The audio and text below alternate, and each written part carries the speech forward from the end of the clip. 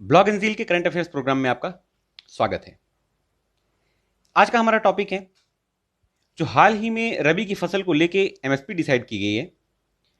तो किसानों का ये मानना है, किसानों को ये डर लग रहा है कि खासकर हरियाणा और पंजाब के किसानों को कि एमएसपी धीरे धीरे खत्म कर दी जाएगी। तो ये बात कितनी सही है, कितनी गलत है, कहां पे क्या मिसअंडरस्टैंडिंग चल रही है, इन सब चीजों को समझते हुए आज हम विस्तार से जानेंगे कि ये मैटर आखिर पूरा है क्या। ये पूरा का पूरा जो मैटर है ये रबी की फसल को लेके है। रबी की फसल का जो एमएसपी डिसाइड हुआ है उसको लेके ये पूरा मैटर है।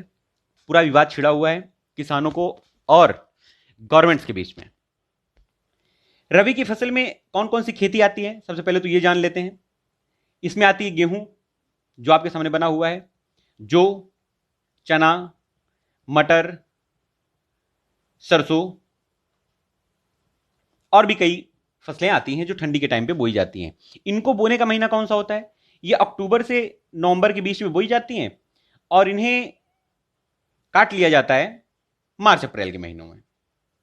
ठीक है, तो ये पूरा का पूरा विवाद इन्हीं रबी की फसल को लेके हुआ है। रबी की फसल की खेत शुरुआत होने से पहले गवर्नमेंट को एमएसपी डिसाइड कर देना होता है, जिससे क्या होता है कि किसान ये डिसाइड कर लेते हैं कि किस चीज में उनको ज्यादा फायदा होने वाला है, किस चीज की अगर वो खेती करें तो उन्हें कितना ज्यादा फायदा होने वाला है, उसी हिसाब से वो निर्धारित करते हैं। वो किसान डिसाइड करते हैं कि इस चीज की खेती इस बार करें तो ज्यादा हमें बेनिफिट होगा, ज्यादा मुनाफा होगा। ठीक है, आइए जानते हैं विस्तार से। देखिए, रबी की फसल के लिए जो मिनिमम सपोर्ट प्राइस, एमएसपी का फुल फॉर्म है मिनिमम सपोर्ट प्राइस, इसकी घोषणा की गई है। इसकी घोषणा तो कर दी गई है। इसमें होता क्या है कि फसल का एक न्यूनतम दाम तय किया जाता है कि जिसपे किसान के फायदे और नुकसान को देखते हुए कि मार्केट में अगर किसान अपना अनाज लेके जाता है तो इस फिक्स प्राइस में अगर बेचेगा, इससे नीचे नहीं बेचा जाएगा।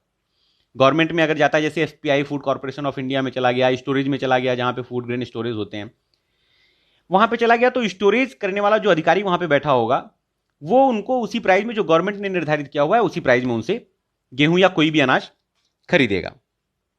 ठीक है, देखिए बताया, ये चीजें क्लियर हो गई। अक्टूबर नवंबर में बोया जाता है, मार्च अप्रैल में काट लिया जाता है। फसल की बुआई से पहले ही गवर्नमेंट को इसकी घोषणा करनी होती है। अब देखिए, इसकी घोषणा करने के लिए क्या होता है कि एक आयोग होता है, इंग्लिश में बोलते हैं commission of agriculture costs and price, Hindi में इसे बोला जाता है कृषि लागत मूल्य आयोग। यह बड़ा काम का आयोग होता है। यह क्या करता है कि यही डिसाइड करता है, इसी की रिकमेंडेशन पे एमएसपी जो मिनिमम सपोर्ट प्राइस होता है यह निर्धारित किया जाता है। यह निर्धारित तो किया जाता है, लेकिन इसको मान्यता कौन देता है? इसको मान्यता देता है cabinet committee on economic affairs ने। ये cabinet committee on economic affairs ये इसे मान्यता देती है, मतलब एप्लीकेबल करने के लिए इसे मान्यता देती है। किंतु इस कमीशन के द्वारा जो commission for agriculture cost and price, जो कृषि लागत मूल्य आयोग है, इसकी जो अवमाननाएं हैं, जो इसका एमएसपी को लेके जो भी रिकमेंडेशन आएगा, इसको मानने के लिए cabinet committee on economic affairs ये बाध्य नहीं होती, इसको ये कंपेल नहीं होती, इसको के ऊपर किसी प्रकार का दबाव नहीं होता है कि इसे मानना ही मानना है। इस बार की जो कमेटी है वो स्वामीनाथन कमीशन ने रिकमेंडेशन दिया है। तो स्वामीनाथन कमीशन ने रिकमेंडेशन में क्या कहा कि एमएसपी, पहले भी ऐसा ही था, एमएसपी का जो निर्धारित मूल्य होना चाहिए वो लागत मूल्य से 1.5 गुना ज्यादा होना चाहिए। ये इन्होंने बोला इस बार। भाई ये इन्होंने बोला, तो जैसे अगर एग्जाम्पल के तौर पे ले लें तो गेहूं का लागत मूल्य 960 रुपए अगर मान लेते हैं, गेहूं का लागत मूल्य 960 रुपए है और एमएसपी इसका डिसाइड पिछले साल कितना हुआ था? 1925 रुपए। ठीक है, तो 1925 रुपए डिसाइड हुआ था, वो गवर्नमेंट ने बढ़ा के कर दिया है 1975 रुपए। तो ये तो फायदा हुआ, यहां तो देखिए फायदा सीधे सीधे दिख रहा है, 50 रुपए का फायदा हुआ कि एमएसपी 50 रुपए बढ़ा दी गई है। लेकिन मिसअंडरस्टैंडिंग क्या है किसानों और उनके बीच में, लेके इसे जानेंगे। ठीक है, एमएसपी क्या है? अब देखिए, इसी में खास बात ये रह गई है कि गवर्नमेंट ये भी शो करना चाह रही है कि जो सरसों वगैरह का, मस्टर्ड का लागत मूल्य है वो इतना रहा करता था 2415 रुपए, 19-20 में इसे 4,425 रुपए था, इसे बढ़ाकर 4,650 रुपए कर दिया है। ये इसलिए पहले ही शो कर दिया जा रहा है गवर्नमेंट के द्वारा कि किसान ये समझ लें कि ये जो तिलहन की फसलें हैं, जैसे सरसों वगैरह हुआ, मस्टर्ड वगैरह, इनमें ज्यादा मुनाफा होता है। तो इनकी खेती, इनकी पैदावार पे ज्यादा जोर देने के लिए किसान का, सरकार का ये चल रहा है कि इसी पे जोर दे किसान, इसलिए इसका मूल्य ज्यादा दिखाया जा रहा है, ज्यादा बताया जा रहा है कि ज्यादा एमएसपी इस पे आपको मिलेगा, इसलिए आप ये वाली खेती करना स्टार्ट कर दिए। ठीक है। पहले क्या होता था कि किसान, पहले के टाइम पे किसान अपने फसल को लेके एक एपीएमसी मंडी हुआ करती थी, अभी भी है, कहीं कहीं जगहों पे अभी भी है, बिहार में खत्म कर दिया गया था। देखिए, एपीएमसी एक मंडी हुआ करती थी, एक मतलब बड़ी बड़ी स्टोरेज हुआ करते थे जहां पे किसान ले जाके अपने अनाज को बेचते थे। और उस अनाज मंडी में क्या होता था कि एक मीडिएटर रहा करता था, एक मीडिएटर रहा करता था। भाई अब किसान के पास अगर मान लीजिए एक ट्रैक्टर टमाटर है या एक ट्रैक्टर गेहूं है, वो कैसे करेगा? वो लेके जाएगा, अब वो किसको बेचे, कैसे बेचेगा? अगर वो खुद बेचना शुरू करे तब तो महीने भर बेचता रह जाए एक ट्रैक्टर अनाज को। तो वो क्या करता है कि एपीएमसी मंडी जो होती है, एग्रीकल्चर प्रोडक्ट मार्केट कमेटी, इसको बाजार समिति भी बोलते हैं या मंडी कह दीजिए। इस मंडी में क्या होता है कि एक दलाल टाइप का बैठा होता है, बिचौलिया जिसको बोलते हैं। ये जाएंगे, इस बिचौलिया से जो 4-5 बिचौलिया होंगे, वो उनसे ये बोला जाएगा कि भैया हमारा अनाज खरीद लीजिए। तो वो बोली लगाएगा मैं 21 रुपए में खरीदूंगा, वो बोलेगा मैं 50 रुपए में खरीदूंगा, वो बोलेगा मैं 100 रुपए में खरीदूंगा। तो जिसके पास किसान को ज्यादा फायदा मिलेगा, किसान अपना जाएगा, पूरा अनाज उसके ऊपर डंप करेगा और चला जाएगा। ठीक है।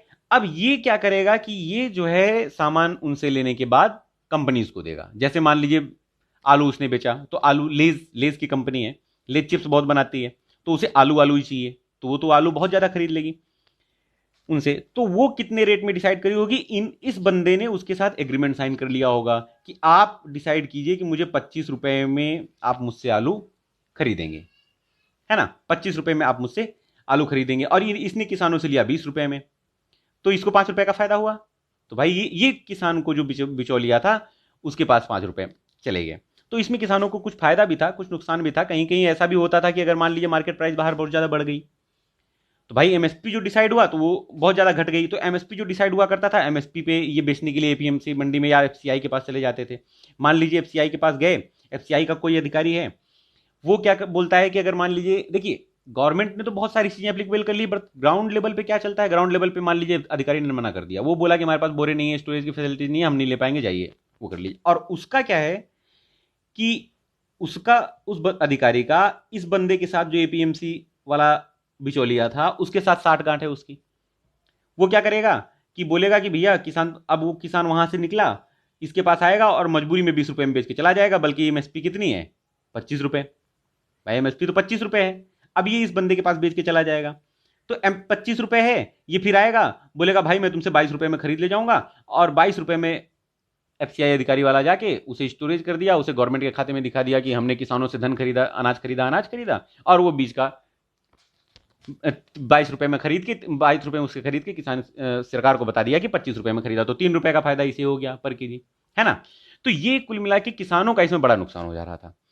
अभी भी किसानों का कुछ नुकसान, कुछ मिसअंडरस्टैंडिंग गवर्नमेंट और किसानों के बीच में बनी हुई है। वो क्या है, अभी गवर्नमेंट ने ये जरूर फायदा कर दिया है कि, फायदा क्या किया कि फायदा ये हो गया है कि अभी यहां तो बेच ही सकते हैं, ये बाहर भी जाके किसी और स्टेट में भी बेच सकते हैं, कोई रोक नहीं है। पहले भी कोई रोक नहीं थी, पहले भी अगर मान लीजिए कोई बाहर से ज्यादा मूल्य मिल के एमएसपी से ज्यादा मूल्य दे रहा है, तो किसान एमएसपी वाले एरिया में ना जाके, ना एफसीआई में ना जाके, सीधे बाहर वाले किसान को बेच देते थे।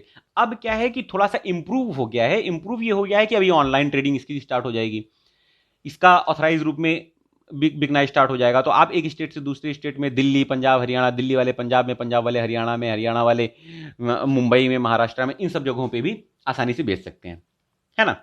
बाकी ले जाने में तो इन्हें खर्च बहुत ज्यादा हुआ करता था, और ट्रेडिंग पे प्लेटफॉर्म ऐसा बना दिया जाएगा कि वहां पे एक बंदा अवेलेबल होगा जो उनको से मीडिएटर टाइप का काम करेगा, बिचौलिया टाइप का, जो उसकी लाइजनिंग उससे करवा देगा, उसकी लाइजनिंग उससे करवा देगा, और उनके पास अनाज पहुंचा देगा, खुद कमीशन खा जाए। कुल मिला के कमीशन हर हाल में मिलना ही है।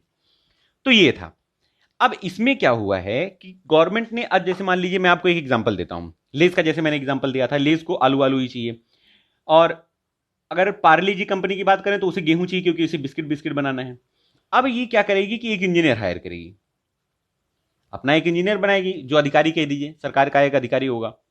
वो अधिकारी, कंपनी उस अधिकारी से मिलेगी और वो उस जमीन, एक मान लीजिए गांव है, उसकी जमीन दिखाएगी कि भैया मुझे इतना अनाज साल भर में चाहिए, आप ये बता दो कि यहां पे कितने एरिए की जमीन ले ली जाए, मतलब उसका रेंट पे ले लिया जाएगा और उनसे पैदावार कराई जाए किसानों से, तो हमारा काम बन जाए। तो वो बता देगा कि ये लगभग भैया इतना इतना एरिया ले लो, इतने एरिया में आपका काम हो जाएगा, आपका साल भर का प्रॉब्लम सॉल्व हो जाएगी। अगर चिप्स बनाने वाली कंपनी है तो उसमें क्या है कि किसानों को, कंपनी गई, अब भाई किसानों को बोल दिया जाएगा कि भैया हम तुम्हारा अनाज जो है 25 रुपए में खरीद लेंगे। 25 रुपए में जब खरीद लेंगे हम अनाज, तो अगर मान लीजिए बाहर गेहूं का प्राइस गिर जाता है, अगर गेहूं का प्राइस मान लीजिए 20 रुपए हो गया, तो एग्रीमेंट साइन करा लेगी ये कंपनी कि आपको इसमें पैदा करना ही है। अब वो 4 महीने गायब रहेगी, जब कटाई के टाइम पे आएगा तो अपनी गाड़ी लेके आएगी और अनाज डंप कर लेके चली जाएगी, और उनको 25 रुपए पर केजी के हिसाब से या 25 रुपए के रेट के हिसाब से दे दिया जाएगा। बाहर अगर 20 रुपए भी चल रहा है तो किसानों को फायदा। अब इसमें क्या नुकसान होगा कि अगर मान लीजिए बाहर 50 रुपए हो गया, तो किसानों ने तो एग्रीमेंट साइन कर लिया है।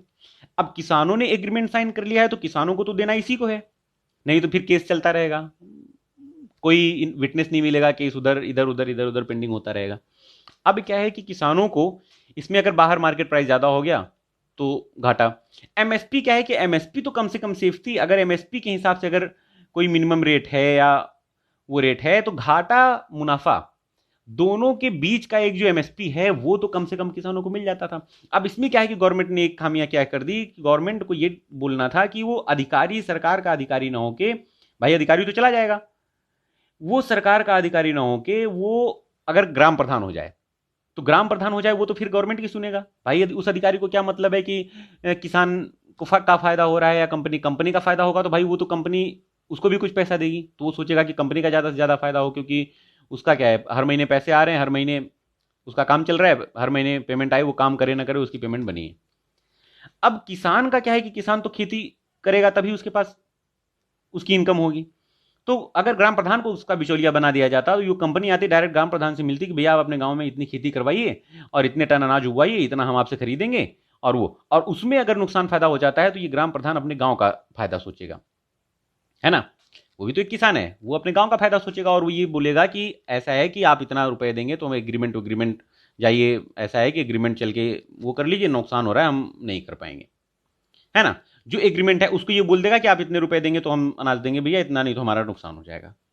या वो विटनेस के तौर पे हो जाएगा, जो किसानों से एग्रीमेंट साइन कराया गया होगा वो विटनेस के तौर पे हो जाएगा, तो वो जाके बोलेगा हाँ भाई इन्होंने बोला था, प्लस माइनस कुछ करके बीच का रास्ता निकल जाएगा।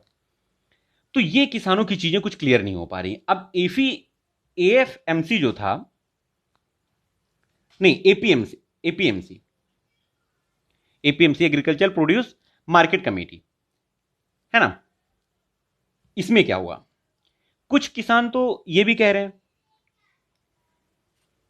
2006 में जो बंद हुआ था बिहार में, अगर एक एग्जांपल सीधा सीधा देख लें तो 2006 में यहां बंद हुआ था, कहां, बिहार में 2006 में। अब 2006 में तो एक किसान सीधे सीधे ये कह रहा है कि अगर इतना ही फायदा हुआ तो मंडियों से बाहर की खरीद व्यवस्था अगर इतनी ज्यादा अच्छी होती, अगर मंडियों के बाहर से की खरीद व्यवस्था इतनी अच्छी होती तो बिहार के किसान समृद्ध क्यों नहीं हुए अभी तक। वहां 2006 से ये व्यवस्था लागू है, 2006 से भाई ये व्यवस्था तो लागू है वहां, तो जो अब देश भर में लागू करने की तैयारी है, लेकिन बिहार के किसानों की स्थिति अभी भी इतनी खराब है कि जो 4 एकड़ वाला किसान है वो पंजाब में आके 2 एकड़ वाले किसान के खेत में मजदूरी करने के लिए तैयार रहता है ना। ये एग्जाम्पल दिया एक किसान ने, भाई किसानों के अंदर ये मनोभावनाएं चल रही हैं। तो ये सब, इन सब चीजों को देख के अब अगर हम ध्यान दें तो हमारा आर्टिकल आर्टिकल जो है 19 क्या कहता है, आर्टिकल 19 सीधा सीधा ये कहता है कि हमें आज़ादी है कोई भी व्यापार करने की, कोई भी व्यवसाय करने की, इस टाइप की सारी आज़ादी है। तो इसके तहत हमारा नुकसान नहीं हो रहा है, लेकिन कुछ मिसअंडरस्टैंडिंग बनी हुई है, तो कुछ सरकार को भी समझना है और कुछ किसानों को भी समझना है। ठीक है, ये था आज का वीडियो, आशा करता हूं आपको कुछ जानने को मिला होगा। अगर वीडियो लाइक है तो चैनल को लाइक शेयर और सब्सक्राइब न करना भूलें। मिलते हैं अगले वीडियो में, तब तक के लिए नमस्कार।